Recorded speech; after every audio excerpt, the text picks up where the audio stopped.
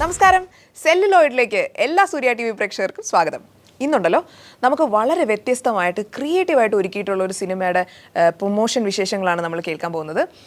End of the day എന്ന മൂവിയുടെ ആക്ടേഴ്സും ഡയറക്ടേഴ്സും ഒക്കെ നമ്മളിവിടെ ചേർന്നിട്ടുണ്ട്. നമുക്ക് വിശേഷത്തിലേക്ക് കടക്കാം. Pranav, Ajeesha, welcome to celluloid. Thank you. നിങ്ങൾ ഈ എൻഡ് ഓഫ് ദ ഡേ മൂവിയുടെ ഹീറോയിൻ എന്ന് പറഞ്ഞിട്ട് രണ്ടുപേരെ ഒന്ന് നോക്കിക്കേ. സാധാരണയുള്ള എല്ലാ കൺവിക്ഷൻസും വെട്ടിപ്പോകുന്ന രീതിയിലുള്ള ഒരു അപ്പിയറൻസ് ആണ് നിങ്ങൾ രണ്ടുപേരും. ഇൻ ദ സെൻസ്, ഒരാൾ ഹീറോയിൻ എന്ന് പറഞ്ഞപ്പോഴത്തേക്കും ഹീറോയിൻ്റെ ഏജും ഹീറോയുടെ ഏജും തമ്മിൽ ഭയങ്കര വ്യത്യാസമുള്ള പോലെ. എന്താ നിങ്ങളുടെ ഒരു കോമ്പിനേഷൻ? എനിക്ക് അതാണ് ആദ്യം കണ്ടപ്പോൾ ചോദിക്കണമെന്ന് തോന്നിയത്. ലൈക്ക് അയ്യു, നിങ്ങൾ രണ്ടുപേരും എങ്ങനെയാണ് ഹീറോയിൻ തന്നെ? നിങ്ങൾ എന്തെങ്കിലും അഫെക്ഷനോ കാര്യങ്ങളോ ഉള്ളതാണോ നിങ്ങൾ രണ്ടുപേരും തമ്മിൽ മൂവിയിൽ? നമ്മൾ ഭയങ്കര സ്നേഹത്തിലാ. ഒരമ്മ മകൻ ഏച്ചി അനിയൻ അങ്ങനെയൊക്കെയുള്ള. എന്താണ് സ്നേഹം? പേരാണോന്ന് വെച്ചാൽ ആണെന്നും പറയാം അല്ലെന്നും പറയാം. ഉറപ്പായിട്ടും സിനിമ കാണുമ്പോൾ കറക്റ്റ് ആയിട്ട് കഥ ഏതെങ്കിലും രീതിയിൽ പറയാൻ പറ്റുമോ? ഉറപ്പായിട്ടും ഇല്ലാന്ന് തന്നെ പറയാൻ പറ്റും. പറയില്ല. അതായത് നമ്മുടെ ഈ സൊസൈറ്റിയിലുള്ള ഒരു ഇപ്പോഴത്തെ ഒരു ഡാർക്ക് ഒരു ലൈഫ്, കുറച്ച് ഡാർക്ക് സൈഡിലേക്കുള്ള കാര്യങ്ങളാണ് നമ്മൾ ഫോക്കസ് ചെയ്തിരിക്കുന്നത്. പീപ്പിൾ ഷുഡ് നോ, അങ്ങനെയുള്ള കാര്യങ്ങൾ അല്ലേ. അജീഷ പല്ലൊട്ടി, പിന്നെ അതുപോലെ തന്നെ തിങ്കളാഴ്ച നിശ്ചയം അല്ലെ, പിന്നെ വേറെയൊക്കെയാണ് ഒരുപാട്. Kannur squad is with Mammookka അല്ലേ. പിന്നെ പവി കെയർടേക്കർ, ദിലീപിന്റെ പടം, അങ്ങനെ ഒരുപാട് മേജർ പടങ്ങളിൽ ഭാഗമാകാൻ സാധിച്ചിട്ടുണ്ട് അജീഷയ്ക്ക്. നിങ്ങൾ ചൂസ് ചെയ്ത് ആയിരുന്നോ? എങ്ങനെ പടങ്ങൾ തന്നെ അടുത്തേക്ക് വരുമായിരുന്നോ? ഇത്രയും നല്ല നല്ല മൂവീസ് എങ്ങനെ കയ്യിൽ കിട്ടി? അല്ല, ഒരിക്കലും പടം നമ്മുടെ അടുത്തേക്ക് വരില്ല. നമ്മുടെ പടത്തിലേക്ക് തന്നെ പോകണം. സിനിമയിലേക്ക് എത്തുക എന്ന് പറയുമ്പോൾ ഇപ്പൊ സോഷ്യൽ മീഡിയ ഉള്ളതുകൊണ്ട് ഭയങ്കര ഈസി വേ ആണ്. പക്ഷെ നമ്മൾ സസ്റ്റെയിൻ ചെയ്ത് പോവാന്ന് പറയുന്നത് ഭയങ്കര ടാസ്കാ. പറഞ്ഞേ, ഒരു എക്സ്പീരിയൻസ് ഒന്ന് കേൾക്കട്ടെ. ഈ 3 കൊല്ലം കൊണ്ട് ഇത്രയും മേജർ മൂവീസിന്റെ ഭാഗമാകാൻ അജീഷയ്ക്ക് പറ്റി. ആ എക്സ്പീരിയൻസുകളൊന്ന് പറയാമോ? അത് മെയിനായിട്ട് ഞാൻ ആദ്യത്തെ സിനിമ തന്നെയാണ് അതിൻ്റെ ഏറ്റവും വലിയൊരു കാരണം. വെച്ചാൽ തിങ്കളാഴ്ച നിശ്ചയം നാഷണൽ ലെവലിൽ ശ്രദ്ധിക്കപ്പെട്ടു. സ്റ്റേറ്റ് അവാർഡും നാഷണൽ അവാർഡും ഒക്കെ കിട്ടി.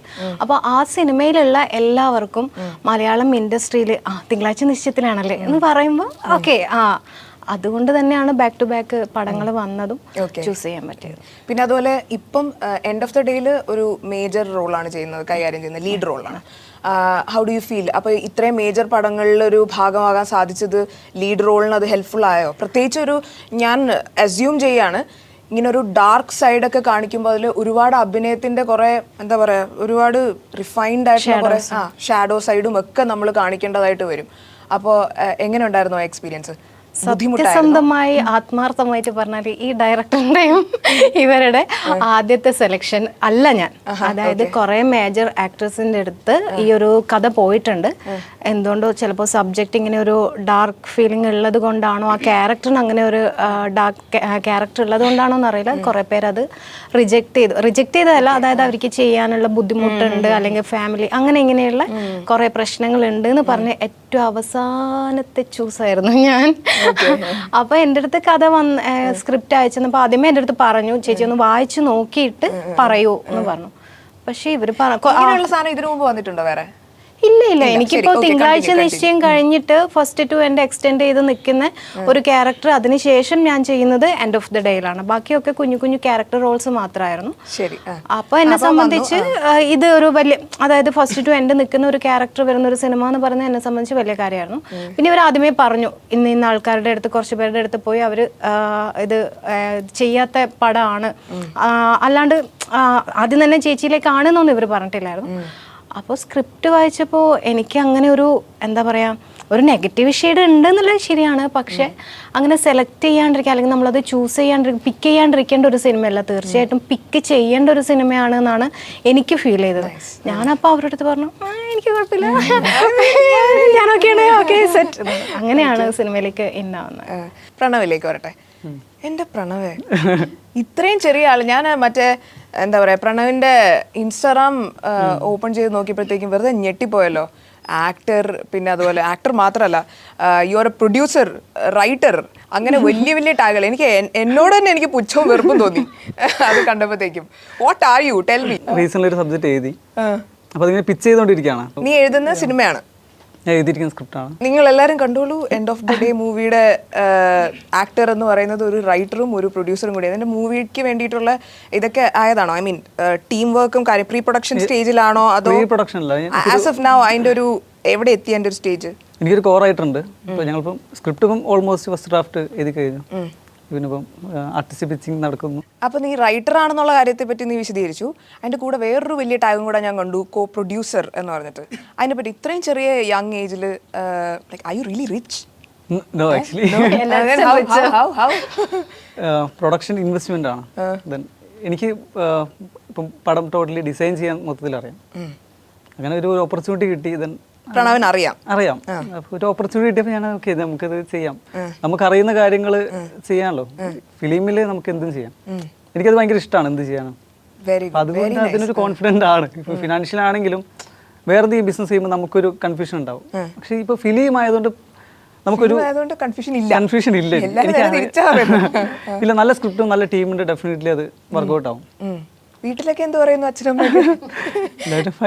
അവരൊക്കെ ഫൈനാണ്. എൻഡ് ഓഫ് ദ ഡേയിലേക്ക് എങ്ങനെ കാസ്റ്റ് ചെയ്യപ്പെട്ടു അതറിയാം. എൻഡ് ഓഫ് ദ ഡേയിൽ എൻ്റെ ഫസ്റ്റ് മൂവി ഉണ്ടായിരുന്നു, ഫ്ലഷ്. ഓക്കെ, പ്രണവ് ലീഡായിട്ട് അഭിനയിച്ച മൂവി ഉണ്ട്, അതാണ് പ്രണവിന്റെ ആദ്യത്തെ മൂവി. ഫ്ലഷ് എന്നാണ് ആ മൂവിയുടെ പേര്. He'll talk about it. അത് റിലീസായ സമയത്തായിരുന്നു ബിപിൻ ചേട്ടനും എൻ്റെ മൂവി കണ്ടിട്ട് എന്നെ കോൺടാക്ട് ചെയ്യുന്നത്. ഓക്കെ, അങ്ങനെ ഫസ്റ്റ് ഒരു കോൾ വന്നു. അങ്ങനെ ഒരു 1 ലൈൻ കേട്ടു, ഇൻട്രസ്റ്റിംഗ് ആയിരുന്നു റിയലി. പിന്നെ ഡീറ്റെയിൽ ആയിട്ട് ഇവരെ കൂടി ഇരുന്ന് സ്ക്രിപ്റ്റ് നരേഷൻ കേട്ടപ്പോഴാണ് എനിക്ക് തോന്നിയത് ഇതെന്തുകൊണ്ടും അജീഷെ പോലെ തന്നെ അതിന്റെ ഒരു ഡാർക്ക് സൈഡും ഷാഡോസും ഒക്കെ ചെയ്യാൻ പറ്റുമെന്ന് പ്രണവിന് തോന്നിയോ? അല്ല, ഫ്ലഷിൽ എനിക്ക് ഡയലോഗ്സ് കുറവായിരുന്നു. ലീഡിങ് ആണെങ്കിലും അത് ഇമോഷണലി ഭയങ്കര ഒരു ഡൗൺ ആയ ക്യാരക്ടർ അങ്ങനെ പൊക്കോണ്ടിരിക്കുകയാണ്. പക്ഷെ ഇതിൽ ഡിഫറെന്റ് ആണ്. അത് ഓൾസോ ഹാർഡാണ്, ഭയങ്കര ഹാർഡാ ചെയ്യാൻ. ഡയലോഗ് ഉണ്ടെങ്കിൽ ഡയലോഗ് പറഞ്ഞാൽ മതി വിചാരിക്കാം. അങ്ങനെ വന്നപ്പോൾ പിന്നെ ഇതിന്റെ സ്ക്രിപ്റ്റും അടിപൊളിയാണ്. പിന്നെ ആക്ച്വലി ഇതിന്റെ ഡയറക്ടേഴ്സ് എനിക്ക് സീരിയസ്ലി ഭയങ്കര ഇഷ്ടമാണ് ഇവരോട് വർക്ക് ചെയ്യാൻ വേണ്ടി. അപ്പോൾ എന്തായാലും ഞങ്ങൾക്ക് ഇപ്പോൾ ആവശ്യത്തിലധികം സസ്പെൻസ് ഇട്ടിട്ടുണ്ട്. Will watch the movie. ഞങ്ങൾ തിയേറ്ററിൽ കണ്ട് ഇതൊരു വലിയ സക്സസ് ആയി മാറട്ടെ. അതുപോലെ രണ്ടുപേർക്കും ഇനി ഒരുപാട് കൈനിറയെ ചിത്രങ്ങൾ കിട്ടട്ടെ എന്ന് മാത്രമല്ല, പ്രണവിൻ്റെ ഇത്രയും ഫോക്കസ് ഫിലിമിലേക്കുള്ള ഇത്രയും ഫോക്കസ് ഐ റിയലി അപ്രീഷിയേറ്റ്. ആ ചെറിയ പ്രായത്തിൽ തന്നെ അതെല്ലാം ഇത് ചെയ്തു, അതെല്ലാം ഇനി അച്ചീവ് ചെയ്യട്ടെ. Okay, thank you so much രണ്ടുപേരും. എൻഡ് ഓഫ് ദ ഡേ മൂവിയുടെ വിശേഷങ്ങൾ തീർന്നിട്ടില്ല. ഇതിലൊരു ലീഡ് റോള് കൈകാര്യം ചെയ്ത സുബർണ നായർ നമ്മുടെ കൂടെ ഉണ്ട്. സുബർണയുടെ ഫസ്റ്റ് ഇൻ്റർവ്യൂ ആണ്. സുബർണ കുറച്ച് മൂവീസൊക്കെ വേറെ ചെയ്തിട്ടുണ്ട്. എന്തായാലും ഇൻ്റർവ്യൂ ആദ്യമായിട്ടാണ് സുബർണ ചെയ്യുന്നത്. നാളെ സുബർണ ഒരു വലിയ സ്റ്റാർ ആകുമ്പോണ്ടല്ലോ, this will be a first interview. അന്ന് എന്നെ ആരും മറക്കരുത് കേട്ടോ. Hello Subarna. Hi.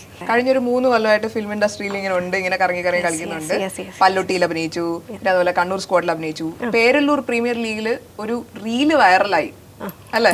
Which is very lucky. റീലൊക്കെ ഇന്നത്തെ കാലത്ത് വൈറലാവുക, it is like really popular. അതിന് നല്ലൊരു ഇത് കിട്ടും. ആൻഡ് അതില് പേര് ആദ്രിയുടെ പേരാണ്. എങ്ങനെയാണ് ഈ മൂവി ഇൻഡസ്ട്രിയിലേക്ക് എത്തിയത്? ആക്ച്വലി ഞാൻ പോസ്റ്റ് ഗ്രാജുവേഷൻ മൈക്രോബയോളജിയാണ് കഴിഞ്ഞത്. പ്രൊഫഷൻ അതാണ്. പക്ഷേ ആസ് യൂഷ്വൽ എല്ലാവരുടെയും സിനിമ പ്രേമികളുടെയൊക്കെ ആഗ്രഹം പോലെ തന്നെ സിനിമയായിരുന്നു എൻ്റെ പാഷൻ. അപ്പം ഞാനൊരു 2.5 വർഷം ആയിട്ട് 3 വർഷം ഏകദേശം സിനിമ ഇൻഡസ്ട്രിയിൽ ഞാൻ ട്രൈ ചെയ്തുകൊണ്ടിരിക്കുന്ന ആളാണ്. അപ്പോൾ ജസ്റ്റ് എൻ്റെ ജേർണി ജസ്റ്റ് സ്റ്റാർട്ട് ചെയ്തേ ഉള്ളൂ. സ്റ്റാർട്ട് ചെയ്തിട്ടുള്ളത് പല്ലുട്ടി 90s കിഡ്സ് എന്ന് പറഞ്ഞ മൂവിയാണ്. അതിൽ വളരെ ചെറിയൊരു പോർഷൻ. അതെനിക്ക് പെട്ടെന്ന് എനിക്കൊരു ബോധോദയം, കാരണം കാലങ്ങളായിട്ടുള്ള ഒരു ആഗ്രഹമാണ് സിനിമ ചെയ്യണം എന്നുള്ളത്.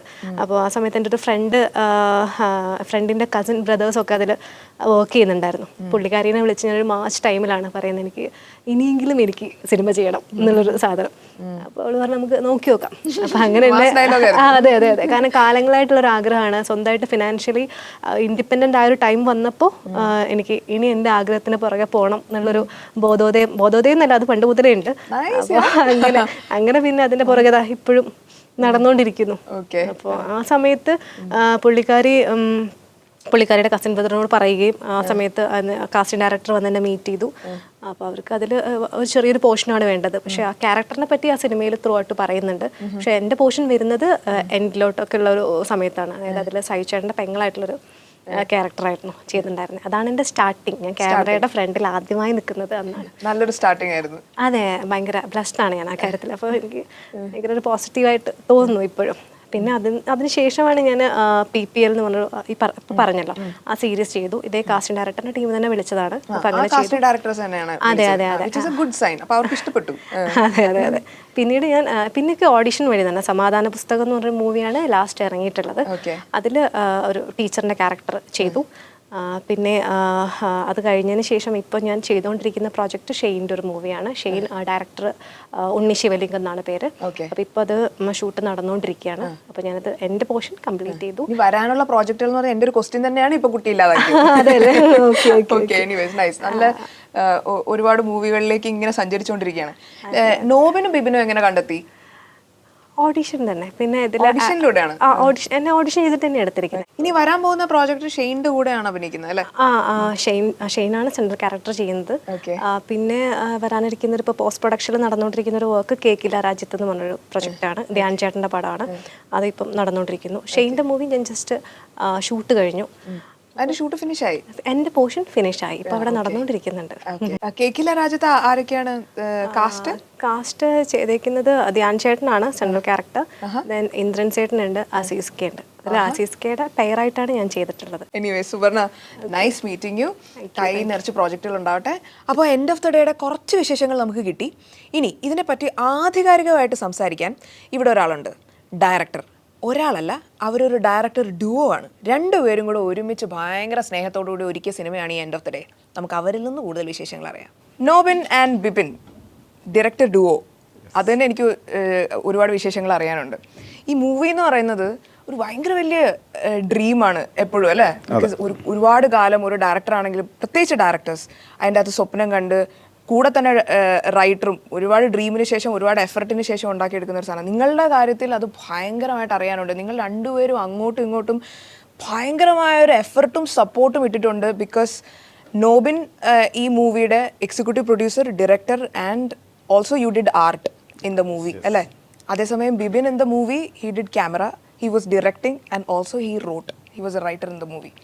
എങ്ങനെയാണ് ഇതിലേക്ക് എത്തിയത്? ഇങ്ങനെ നിങ്ങൾ രണ്ടുപേരും കൂടി ഇങ്ങനെ ഒരു മൂവി, ഞാൻ അത് ചെയ്തോളാം, ഞാനിത് ചെയ്തോളാം. ബേസിക്കലി ഞങ്ങൾ രണ്ടുപേരും ഒരുമിച്ച് അസിസ്റ്റന്റ് ഡയറക്ടേഴ്സ് ആയിട്ട് വർക്ക് ചെയ്തിട്ടുണ്ട്. രണ്ടുപേരും ഒരുമിച്ച് വർക്ക് ചെയ്തിട്ടുണ്ട്. Thoughts and action production company എന്ന് പറഞ്ഞ ബാംഗ്ലൂരിൽ നമ്മുടെ ലാലേട്ടൻ്റെ വൈകിട്ട് എന്താ പരിപാടി ഒക്കെ ചെയ്ത ഡയറക്ടർ ശരത്തിന്റെ AD ആയിരുന്നു ഞാൻ. At the same time Manoj Pillai എന്ന് പറഞ്ഞൊരു ഡയറക്ടറോട് വർക്ക് ചെയ്യുന്നുണ്ടായിരുന്നു. ഇടയ്ക്ക് ഞങ്ങൾ ഒരുമിച്ചും വർക്ക് ചെയ്തിട്ടുണ്ട്. രണ്ടുപേർക്കും അങ്ങനെ ഭയങ്കര സ്ട്രോങ് ബാക്ക്ഗ്രൗണ്ടുകൾ ഉണ്ട് എന്ന് നിങ്ങളുടെ ബയോ വായിച്ചപ്പോൾ മനസ്സിലായി. മഹേഷ് നാരായണന്റെ കൂടെ വർക്ക് ചെയ്തിട്ടുണ്ട്, ജിയോ ബേബിയുടെ കൂടെ വർക്ക് ചെയ്ത്, രണ്ടുപേരും ഒരുമിച്ചായിരുന്നു അപ്പോഴെല്ലാം? അല്ല, ഞങ്ങൾ IDs ആയിട്ട് ബാംഗ്ലൂരിൽ സ്റ്റാർട്ട് ചെയ്തു. ഇപ്പം ഈ പറഞ്ഞ സൗത്ത് ഇന്ത്യൻ ബാങ്ക്, പൊളിമൂട്ടില്, ഭാവനയുടെ പൊളിമൂട്ടില്, കല്യാൺ, അപ്പോളോ ഗോൾഡ്, അങ്ങനെ കുറെ ആഡ് ഫിലിംസ് വർക്ക് ചെയ്തു. അവിടെ നിന്നാണ് നമ്മളൊരു റിലേഷൻ തുടങ്ങിയത്. ഭാവനയുടെ ആ ആഡൊക്കെ നിങ്ങളാണോ ചെയ്തത്? അതിൽ AD ആയിരുന്നു, ഡയറക്ടർ ശരത്താണ് അതിന്റെ ഡയറക്ടർ. ശരി. അപ്പോൾ അവിടെ നിന്നാണ് നമ്മളൊരു ബന്ധം തുടങ്ങുന്നത്. അവിടെ തൊട്ട് പിന്നെ ഞങ്ങൾ ഷോർട്ട് ഫിലിംസ് ഒക്കെ അവിടെ വെച്ച് ബാംഗ്ലൂർ വെച്ച് ചെയ്തു. അതിനുശേഷം നമ്മൾ എപ്പോഴും കണക്ഷൻ ഉണ്ട്, ഇങ്ങനെ വിളി പറച്ചിൽ. പ്രത്യേകിച്ച് അളിയൻ്റെ എല്ലാ ബർത്ത്ഡേക്കും ഞാൻ വിളിക്കും. പിന്നെ ലാസ്റ്റ് ടൈം ഞാൻ ഒരു ദിവസം വിളിച്ചു കഴിഞ്ഞപ്പോൾ ഇങ്ങനെ ഒരു സ്ക്രിപ്റ്റ് എന്തോ ചുമ്മാ ഇരിക്കുവാണോ ഇങ്ങനെ ചോദിച്ചു. അപ്പം ഞാൻ പറഞ്ഞു ഇങ്ങനെ ഒരു പരിപാടി ഉണ്ട് എന്ന് പറഞ്ഞപ്പം അതെ, ബിബിൻ അങ്ങനെ കുറെ സ്ക്രിപ്റ്റ് ചെയ്തിട്ടുണ്ട്. 1-2 വലിയ സ്റ്റാർസിനെ വെച്ച് ചെയ്യാനുള്ള വന്നു.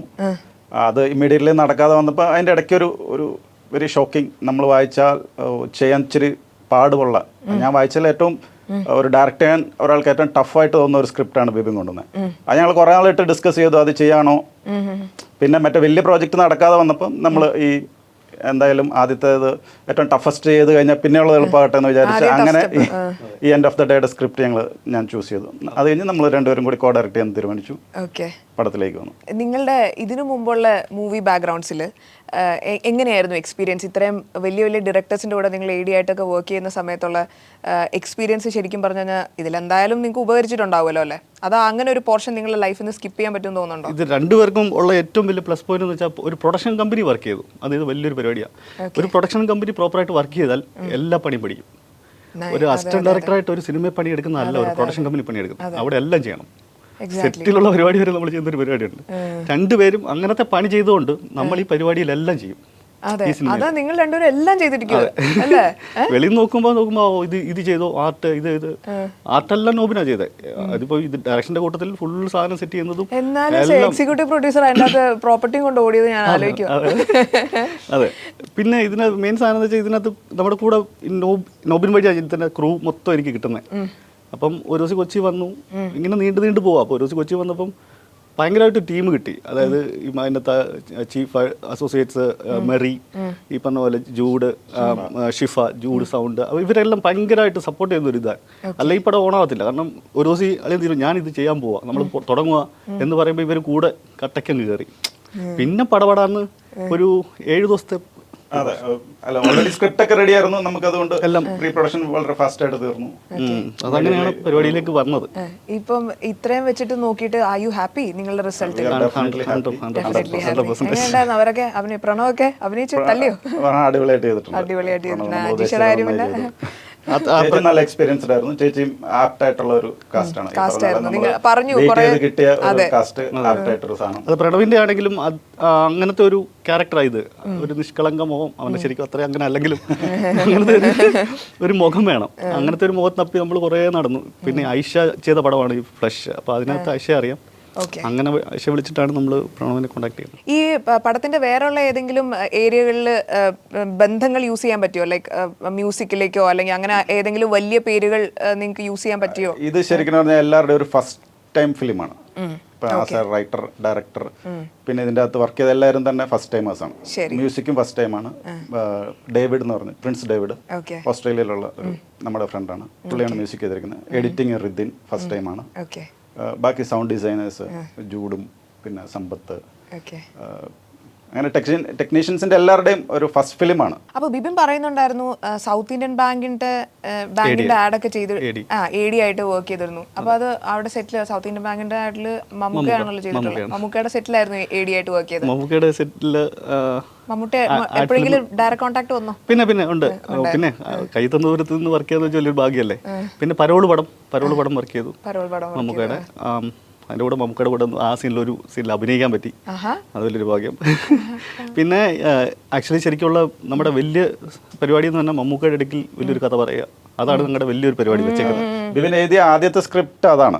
ആക്ച്വലി മമ്മൂക്കയ്ക്ക് വേണ്ടി ഒരു സ്ക്രിപ്റ്റ് ആയിരുന്നു. അത് ഇച്ചിരി ഇച്ചിരി എക്സ്പീരിയൻസും ഒരു പടം ചെയ്തിട്ട് നമുക്ക് അപ്രോച്ച് ചെയ്താൽ ബെറ്റർ ആയിരിക്കും എന്ന് വിചാരിച്ചിരിക്കുന്നു. അതെ അതെ അതെ, അത് അതിനുവേണ്ടിയാണ് ഇത് ഫസ്റ്റ് ചെയ്തത്. അത് കഴിഞ്ഞിട്ട് അതിലേക്ക് പോകാം. അത് വലിയൊരു പരിപാടി, വലിയ ഒരു ഭയങ്കര ബ്യൂട്ടിഫുൾ ആയിട്ടൊരു പ്രണയ പരിപാടിയാണ്. അപ്പോൾ അത് അവിടേക്ക് എത്തണം. അതിനുവേണ്ടി ഞങ്ങളിങ്ങനെ ട്രൈ ചെയ്തുകൊണ്ടിരിക്കും. നിങ്ങൾക്ക് ഇത്രയും വലിയ വലിയ ബാനറുകളുടെ അഡ്വർടൈസ്മെന്റ് ബാക്കപ്പുകൾ മാത്രമല്ല, ഒരാൾ അടയാർ യൂണിവേഴ്സിറ്റി ഫിലിം യൂണിവേഴ്സിറ്റിയിൽ പഠിച്ചിട്ടുള്ളതാണ്. നോബിനാണ് പഠിച്ചിട്ടുള്ളത്. ഓക്കെ, അതിന്റെ എക്സ്പീരിയൻസ് എങ്ങനെ ഉണ്ടായിരുന്നു? അത് ഞാൻ ഡിഗ്രി കഴിഞ്ഞിട്ട് ആക്ച്വലി എനിക്ക് +2 കഴിഞ്ഞപ്പോൾ ഫിലിംസിൽ ചെയ്യണമെന്ന് ആഗ്രഹം വന്നു. ഫിലിം ഡയറക്ഷൻ ആയിരുന്നു ആഗ്രഹം. അപ്പം അത് കഴിഞ്ഞപ്പോൾ ഞാൻ കോഴ്സ് നോക്കിയപ്പോൾ എനിക്ക് അടയാറിൽ ഈ ഡയറക്ഷൻ കോഴ്സ് ഡിഗ്രി കഴിഞ്ഞാൽ സ്റ്റാർട്ട് ചെയ്യാമെന്ന് മനസ്സിലായി. അങ്ങനെ അടയാറിൽ പോയി ജോയിൻ ചെയ്തു. വീട്ടുകാർ സപ്പോർട്ട് ചെയ്യുമായിരുന്നു. ഓൾസോ നോബിന്റെ പേര് കുറെ ഇന്റർനാഷണൽ ബ്രാൻഡുകളുടെ അഡ്വർടൈസ്മെന്റുമായിട്ട് ബന്ധപ്പെട്ട് കേട്ടല്ലോ. നൈക്കി എന്നൊരു പേര് കേട്ടു, ഫിഫ എന്നൊരു പേര് കേട്ടു. എന്റെ എക്സ്പീരിയൻസ് ഒക്കെ എന്ന് പറയാം. ഞാൻ ഈ ബാംഗ്ലൂർ വർക്ക് ചെയ്ത ടൈമിൽ ഈ പറഞ്ഞ പോലെ മനോജ് പിള്ള എന്ന് പറഞ്ഞിട്ട് തിങ്ക് പോർട്ടിന്റെ പ്രൊഡക്ഷൻ ഹൗസിലെ ഡയറക്ടറായിരുന്നു.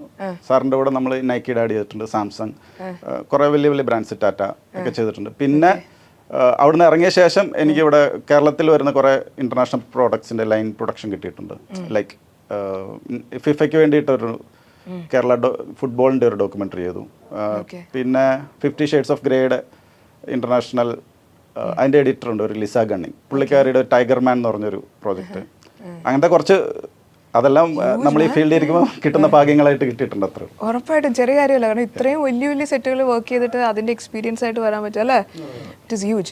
നിങ്ങൾ തമ്മിൽ എങ്ങനെയായിരുന്നു ലൈക്ക് സെറ്റിൽ വർക്ക് ചെയ്തപ്പോൾ ഒരുമിച്ച് നിങ്ങൾ യു ഡിറക്റ്റിംഗ് ലൈക്ക് എപ്പോഴെങ്കിലും കോൺഫ്ലിക്റ്റുകളോ കാര്യങ്ങളോ ഒരാളുടെ അഭിപ്രായം മറ്റേ ഭയങ്കര സെറ്റായിരുന്നു നിങ്ങൾ? Are you soulmates?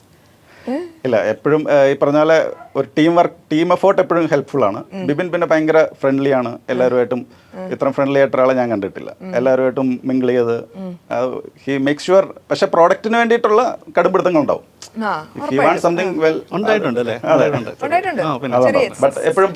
ആ സമയം മാത്രമേ ഉള്ളൂ. ഒരാൾ പറയുമ്പോൾ മറ്റേ ആൾക്ക് മനസ്സിലാവും. Definitely. If it is good for the product, നമ്മൾ അതിൽ അഭിപ്രായ വ്യത്യാസം എന്തായാലും ഉണ്ടാവുമല്ലോ.